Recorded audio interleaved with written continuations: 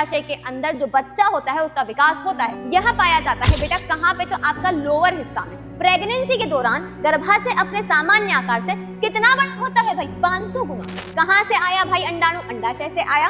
कहाँ गया, डिंब वाहिनी या फैलोपियन ट्यूब या अंडवाहिनी में गया। फिर कहाँ गया, गर्भाशय में गया। अगर वहां पे क्या हुआ, अगर फैलोपियन अगर निषेचन हो चुका होगा कहाँ पे, फैलोपियन ट्यूब, तब तो आपका बच्चा बन जाएगा। ठीक है, छोटा बच्चा बन के आएगा। नहीं हुआ होगा ना, तो मासिक धर्म या आर्तव चक्र यहाँ पे चालू हो जाएगा। भाई ये जो आपका प्रणाली तंत्र होता है ना, ये कितना नंबर का आता है एग्जाम के हिसाब से बताएगा 4 से 5 नंबर का। मतलब अभी 10 मिनट के अंदर आप समझ जाने वाले हैं कि इसमें क्या क्या अंग होते हैं, कैसे कार्य करते हैं, और एग्जाम के हिसाब से पूरा डायग्राम भी आता जाने वाला है। हाँ जी बच्चों, क्या आपके पास अपना एक पर्सनल रूम है?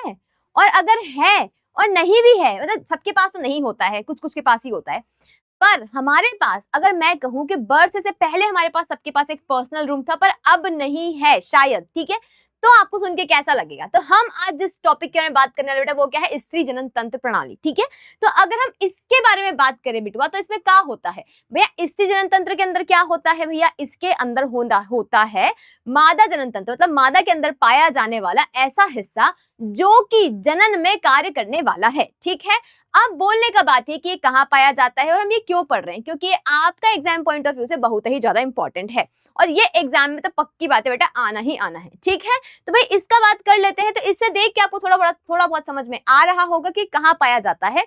यह पाया जाता है बेटा कहाँ पे, तो आपका लोअर हिस्सा में। कहाँ पे भाई, पेल्विक वाला रीजन में यह पाया जाता है। ठीक है ना। अब पेल्विक के रीजन में क्या पाया जाता है, मादा जनन तंत्र पाया जाता है, नर भी वही पाया जाता है, परंतु आज मादा की बात कर रहे हैं। ठीक है, और ये डायग्राम आपको किताब में बहुत अच्छे से दिया हुआ है, काहे कि एग्जाम के अंदर इसका आना तो पक्का ही है, और कैसन समझ लोगे इसको बहुत अच्छे से।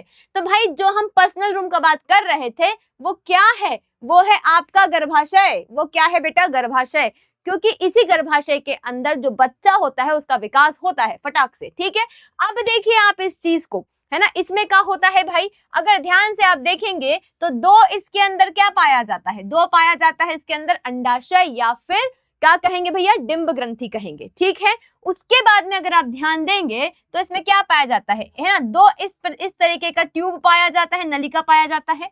इसे क्या कहते हैं भैया, अंडवाहिनी इसे कहा जाता है।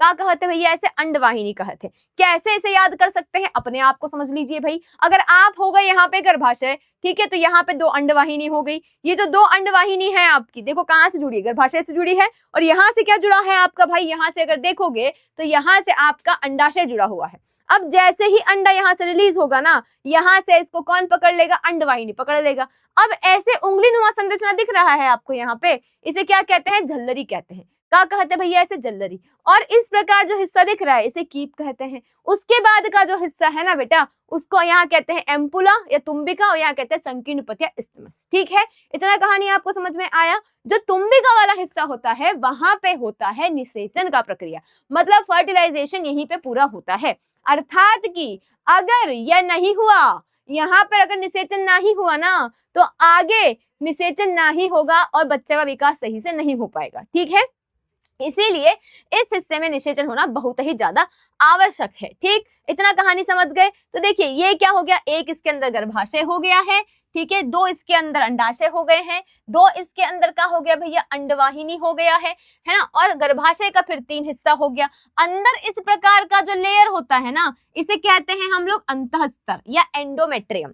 ठीक है, बीच का कहते हैं हम लोग पेशी स्तर, और सबसे बाहर का कहते हैं बेटा परिगर्भाशय। का कहते हैं परिगर्भाशय। अब इस गर्भाशय के नीचे की तरफ जो हिस्सा होता है इसे कहते हैं गर्भाशय ग्रीवा, है ना, अंग्रेजी में कहा जाता है बेटा सर्विक्स। ठीक है, और उसके नीचे होता है ग्रीवा नाल, और सबसे नीचे क्या होता है बेटा, आपका योनि होता है। क्या होता है भैया, यहाँ पे योनि या फिर वजाइना ऐसे कहा जाता है। अब इसका डायग्राम जो है वो एग्जाम में बहुत ही ज्यादा आता है। अब इसे बनाने के लिए आपको ज्यादा कष्ट करने का आवश्यकता नहीं है। ठीक है, इस प्रकार से आपने देखा होगा नाशपति, इस प्रकार से आपने देखा होगा। ठीक है, नाशपति, देखो नाम से कैसा लग रहा है, परंतु बहुत काम का। ठीक है, अब देखो नाशपति का हम लोग बात कर रहे हैं यहाँ पे, है ना, तो उस प्रकार का संरचना यहाँ पे होता है। अब आपको क्या करना है, 2 ठो कान बना दो इसके, कैसा एक इंसान जैसे दिख रहा है, 2 ठो कान, मतलब एक कान हमारा बड़ा हो गया, ज्यादा सुनता है ना। ठीक है, अब देख लीजिए उसके बाद क्या करेंगे भाई, यहाँ पे इस प्रकार से झल्लरी बना देंगे। यहाँ पे मतलब इस प्रकार से क्या बनाएंगे भाई, आपका जो अंडवाहिनी था वह बना दिया जाएगा। यहाँ पे ये देख लीजिए भाई, इसमें कोनो दिक्कत आ रहा है क्या, ना ही दिक्कत आ रहा है ना, हमें पता ही है काहे आएगा दिक्कत। उसके बाद क्या करेंगे भाई, बहुत ही आसान है। इस प्रकार से थोड़ा डिजाइन डाल दीजिए अंदर की तरफ, ठीक है। जैसे ही आप इस प्रकार का डिजाइन अंदर की तरफ डाल देंगे ना, बस आपका डायग्राम बन के पूरा रेडी हो जाएगा, ठीक है। आपको और कोनो दिक्कत का आवश्यकता है ही नहीं, कोनो करने का आवश्यकता नहीं है। अब क्या हो गया भाई, यह हो गया यहाँ पे गर्भाशय, ठीक है। एग्जाम में आए तो बना के आ ही जाइएगा, ठीक है। इंतजार नहीं करिएगा कि भाई अब हम वापस जाएंगे देखेंगे, नहीं, यही बनाना है, ठीक है। यह क्या हो गया भाई आपका यहाँ पे अंडाशय, ठीक है। यह क्या हो गया, अंडाशय हो गया है, ठीक है। यह जो पूरा संरचना है यह क्या हो गया आपका यहाँ पे, यह हो गया भैया अंडवाहिनी। यह क्या हो गया भैया, यह हो गया अंडवाहिनी, ठीक है। यह हो गया भाई झल्लरी। यह क्या हो गया भैया, इसे क्या कह दिया आपने, इसे कह दिया आपने झल्लरी, ठीक है। बस कहते जाइए हमारे साथ में, और क्या करना है। यह क्या हो गया भैया, ये हो गया कीप, यह वाला हिस्सा। यह हिस्सा क्या हो गया भैया, यह हो गया यहाँ पे तुम्बिका, ठीक है। यह हिस्सा क्या हो गया भैया आपका यहाँ पे तुम्बिका। और यह क्या हुआ भाई, यह हुआ आपका संकीर्ण पथ। यह क्या हुआ भैया यहाँ पे, संकीर्ण पथ यहाँ पे हो गया है। मतलब कि तीनों हिस्सा हम यहाँ पे बता चुके हैं और तीनों क्या है आपका यहाँ पे आ चुका है, ठीक है। इतना अगर आप लिख के तब भी काम हो जाएगा। आगे क्या करेंगे, यहाँ लिखेंगे ग्रीवा और यहाँ पे क्या लिखेंगे भाई, आप यहाँ पे लिख देंगे योनि, ठीक है। ग्रीवा और योनि, ठीक है। इस प्रकार से अगर संरचना बनाकर आएंगे तो पक्का बात है आपको नंबर मिल जाएगा, ठीक है ना। चलिए आगे बढ़ जाते हैं। इसे अपन ऐसा समझ लेते हैं कि ये एक घर जैसा है। अगर घर जैसा समझेंगे ना, क्योंकि हम पर्सनल रूम कह दिए थे, तो आप देखेंगे कि भाई ये जो दो क्या है, ये अंडाशय है, ठीक है। अंडाशय में क्या बन रहा है, अंडा बन रहा है। अंडा बन के कहाँ आएगा भाई, फॉलोपियन नलिका के रास्ते से गर्भाशय में आएगा। और गर्भाशय को हम क्या कह रहे हैं भैया, घर कह रहे हैं। किसका घर हो गया, एक छोटे से बच्चे का घर हो गया। और इस गर्भाशय में आने का जो रास्ता है वो कहाँ से है, योनि से है और ग्रीवा से है। और वो रास्ता किसके लिए होता है भाई, ये रास्ता होता है शुक्राणु के लिए। किसके लिए होता है भाई, शुक्राणु के लिए होता है। एक एक करके समझ लो। अब ये जो आपका का होता है भाई, अंडाशय होता है। इसको ऐसा काटेंगे ना तो का निकल के आएगा, तो भाई बाहर बाहर का हिस्सा आएगा कॉर्टेक्स, और अंदर का हिस्सा का निकल के आएगा भाई, मेडुला निकल के आएगा, जिसके अंदर बहुत सारा अंडा पहले से रहता है। अब बहुत काम का चीज पता है क्या है, ध्यान से इस चीज को सुनो। कई बार ऐसा होता है कि है ना, अगर अंडा आता है तो उसके बाद क्या होता है, निषेचन ना ही होता है, तो वहां पे क्या हो जाता है भाई, वहां पे क्या होता है बताइए, मेंस्ट्रुअल साइकिल चालू हो जाता है। क्या हो जाए भैया, आपका मेंस्ट्रुअल साइकिल चालू हो जाता है। परंतु अगर निषेचन हो गया तो नहीं होगा। कई बार ऐसा होता है, अच्छा मेंस्ट्रुअल साइकिल हर महीने होता है, ठीक है। ये कैसे होता है, आर्तव चक्र कब होता है, हर महीने होता है।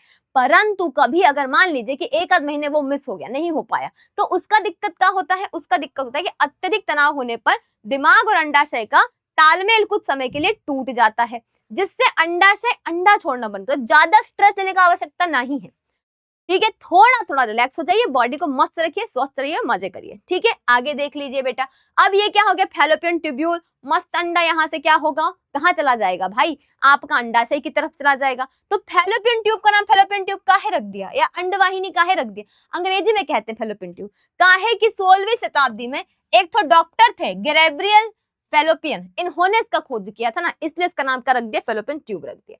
अब देखिए भाई, प्रेगनेंसी के दौरान गर्भाशय अपने सामान्य आकार से कितना बड़ा होता है भाई, 500 गुना। मतलब जिस गर्भाशय के अंदर हम क्या पढ़ रहे हैं, ये वो स्थान है जहां पे बच्चे का निर्माण होने वाला है, ठीक है।